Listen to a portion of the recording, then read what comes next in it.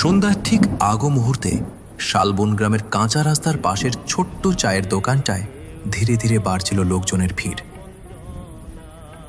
রাস্তার এক পাশে ধান ক্ষেত, অন্য পাশে পুরনো বট গাছ, আর ঠিক তার মাঝখানে টিনের চাল দেওয়া দোকানটা যেন পুরো গ্রামের মানুষের আড্ডার জায়গা।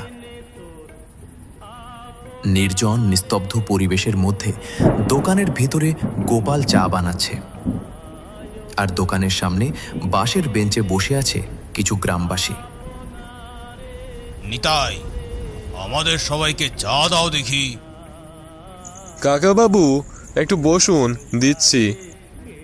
সামনেই তো পুজো আসছে, তা পুজো নিয়ে কিছু ভাবলে? কাকাবাবু, এইবার দুর্গাপূজার আয়োজনটা ভালোভাবে করতে হবে। কতবার বৃষ্টির কারণে অনেক সমস্যা হয়েছিল। আরে, পুজো শুধু আনন্দের বিষয় না গোপাল, এটা গ্রামের সবাইকে একসাথে রাখার একটা উপলক্ষ। তার কারণ এখনকার মানুষ আগের মতো আর মিলেমিশে কাজ করতে চায় না।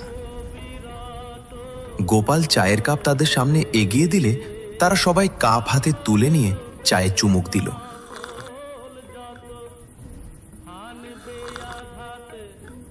স্কুল শিক্ষক অমলবাবু ধীরে ধীরে চোখ থেকে চশমা খুলে বললেন, আকাশের অবস্থা তো ভালো না, মনে হচ্ছে ঝড় আসবে। অমলবাবুর কথাটা শেষ না হতেই এক ঝাপটা দমকা হাওয়ায় হারিকেনে জ্বলতে থাকা আলো নিভে গেল। পরক্ষণেই গোপাল চুলা থেকে আগুন নিয়ে হারিকেনটা জ্বালিয়ে দিল। এই ঝড় বৃষ্টি একবার শুরু হলে সহজে থামবে না। আকাশে কালো মেঘের গর্জনে বিকট শব্দে বিদ্যুৎ চমকালো, আর ঝুমঝুম করে নেমে এলো মুষলধারে বৃষ্টি। বৃষ্টির মধ্যে কাঁচা রাস্তা দিয়ে ভিজে হাঁপাতে হাঁপাতে তাদের সামনে এসে দাঁড়ালো নিতাই। নিতাই, তুমি এই বৃষ্টির মধ্যে কোত্থেকে কেমন হাঁপাতে হাঁপাতে আসলে শুনি? নিতাই বেঞ্চে বসে হরিনাথের দিকে তাকিয়ে, মন্দিরের কাজ দেখে ফিরতেছিলাম, কে জানতো এমন ঝড় উঠবে। গোপাল, এক কাপ গরম চা দাও তো। গোপাল চা বানিয়ে নিতাইকে দিয়ে গেল। এই বৃষ্টি দেখলে এই একটা ঘটনা মনে পড়ে যায়। তা কি ঘটনা বলো? এই বৃষ্টির মধ্যে বসে বসে আমরাও না হয় শুনি। নিতাই একটা দীর্ঘশ্বাস ফেলে বলতে শুরু করলো, আজ থেকে প্রায় 7-8 বছর আগে সেদিনও ছিল এমন বৃষ্টির দিন। রাত তখন প্রায় 8:20।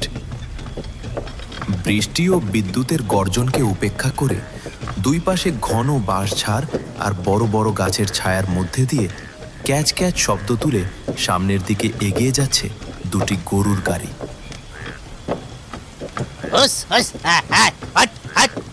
সামনে সামনে যা সামনে। গ্রামের সরু কাঁচা রাস্তায় গরুর গাড়িতে নিতাই ও হরিশ পাট বোঝাই করে নিয়ে যাচ্ছিল বাজারে পাট বিক্রি করার উদ্দেশ্যে। হরিশ, তাড়াতাড়ি গাড়ি চালা, আর বেশি দেরি হলে বৃষ্টিতে পাট ভিজে যাবে।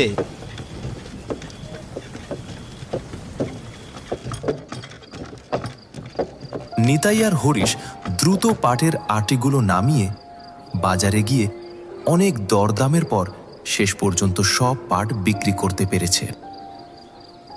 আরে হরিশ, দেরি করিস না, তাড়াতাড়ি চল, বৃষ্টিটা থেমেছে, যে কোনো সময় আবার বৃষ্টি শুরু হতে পারে। নিতাইদা, দুপুর থেকে কিছুই খাই নাই, পেটের মধ্যে আগুন জ্বলছে। চল আগে কিছু খেয়ে আসি, তারপর রওনা দিব। দাঁড়া, দেখি কোনো দোকান আছে কিনা।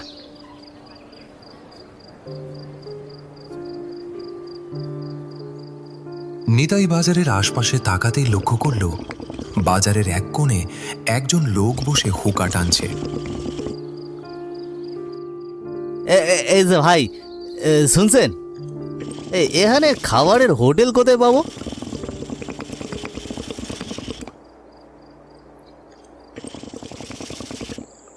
এই বাজারে তেমন কোনো হোটেল নাই, সন্ধ্যার পরেই সব বন্ধ হয়ে যায়।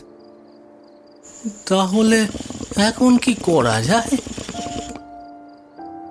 হুকায় বড় একটা টান দিয়ে ধীরে ধীরে ধোঁয়া ছেড়ে হরিশের দিকে তাকালো লোকটি।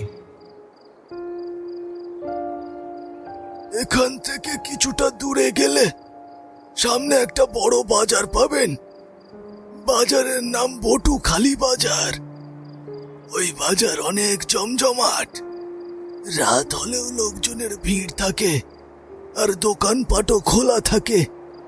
ভালো হোটেলও পাবেন সেখানে। কত দূরে সেই হোটেল?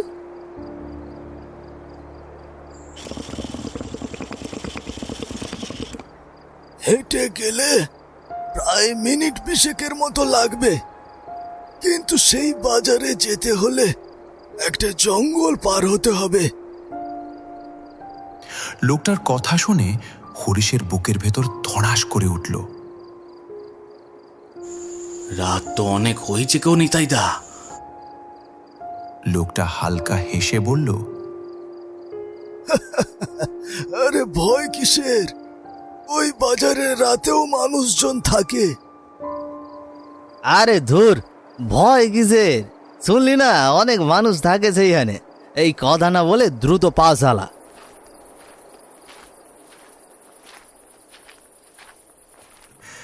গ্রামের কাঁচা সরু জঙ্গলের রাস্তা ধরে তারা দ্রুত পায়ে হাঁটতে শুরু করলো বাটুখালি বাজারের উদ্দেশ্যে। দূরের জলাভূমি থেকে একসঙ্গে ভেসে আসছে ব্যাঙের ডাক আর শিয়ালের বিকট চিৎকার। হঠাৎ হরিশ চিৎকার করে বলে উঠল,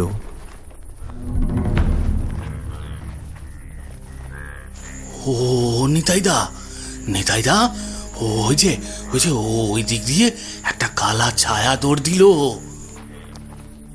আরে ধুর, তুই ভয় পাচ্ছিস তাই ভুল দেখছিস। কোনো শিয়াল কুকুর হবে হয়তো।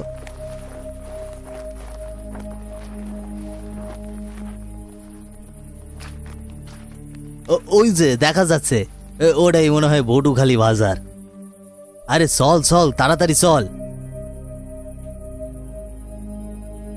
নিতাই আর হরিশ ধীরে ধীরে বড় বাজারের সামনে এসে দাঁড়ালো, কিন্তু সামনে এসে দুজনই থমকে গেল। কি গো নিতাইদা, এটাই কি বাটুখালি বাজার নাকি? লোকটা যে বললো অনেক জমজমাট। আমিও তো সেইটাই ভাবতাছি রে। লোকটা তো বলেছিল রাতেও অনেক মানুষ থাকে। পুরো বাজারটা অদ্ভুতভাবে নিস্তব্ধ পড়েছিল। সারি সারি দোকানের টিনের দরজা বন্ধ। কোথাও কোনো মানুষের ভিড় নেই, নেই কোনো হোটেলের আওয়াজ। লোকটা মিথ্যা কথা বললো। কেন বললো সেটাই তো বুঝতে পারছি না।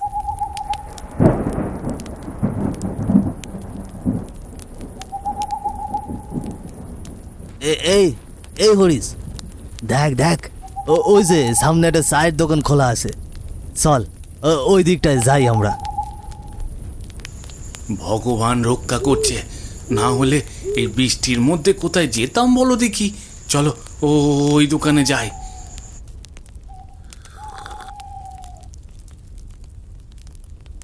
পুরো বাজারের মধ্যে শুধু একটা দোকান খোলা ছিল, ছোট্ট টিনের চালের চায়ের দোকান। চুলার ওপর কেটলিতে পানি ফুটছিল, আর বাঁশের বেঞ্চে দুজন লোক বসে ধীরে ধীরে চায়ে চুমুক দিচ্ছিল। নিতাই ও হরিশ দোকানের সামনে এসে দাঁড়ালো। এই যে দাদু, 2 কাপ চা দেবেন আমাদের। নিতাইয়ের কথা শুনে হারান অবাক চোখে নিতাই আর হরিশের দিকে তাকালো। হারানের বয়স 50-এর কাছাকাছি, চোখ দুটো অদ্ভুত শান্ত। তোমরা কি গ্রামে নতুন এসেছো?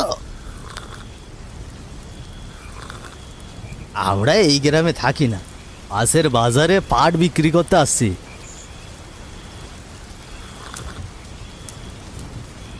তা বাবাজি, তোমরা কোন গ্রামে থাকো?